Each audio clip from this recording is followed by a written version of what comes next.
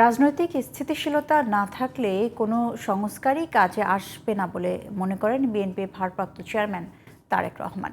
বিকেলে ঢাকা বার আইনজীবী ফোরামের কর্মশালায় তিনি বলেন, দেশে সংসদ না থাকায় অস্থিতিশীলতা তৈরি হয়েছে। যত দ্রুত স্থিতিশীলতা ফিরে আসবে ততই দ্রুত দেশকে ধ্বংসের হাত থেকে রক্ষা করা যাবে। আরও জানাচ্ছেন মনিরুজ্জামান।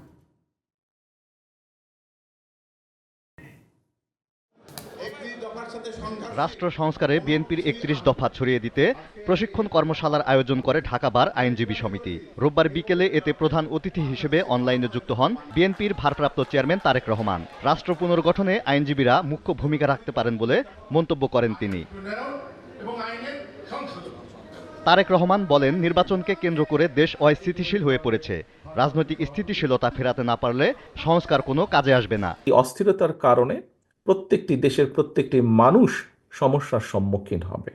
কারণ যখনই রাজনৈতিক অস্থিরতা থাকবে, রাজনৈতিক স্টেবিলিটি যদি আমরা এনশিওর করতে না পারি, তাহলে আমরা যে যত সংস্কারই ঘোষণা করি না কেন, যে যত নীতি গ্রহণ করি না কেন, কোনোটি সাকসেসফুল হবে না।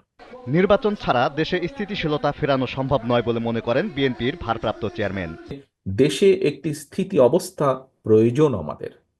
স্বৈরাচার দেশকে যে অবস্থায় রেখে গিয়েছে, পলাতক স্বৈরাচার, দেশে অবশ্যই দ্রুত একটি স্থিতি অবস্থার প্রয়োজন। বিএনপি অনেক আগেই রাষ্ট্র পুনর্গঠনের প্রস্তাব দিয়েছে উল্লেখ করে তারেক রহমান বলেন, সুযোগ পেলে অবশ্যই সেগুলো বাস্তবায়ন করা হবে।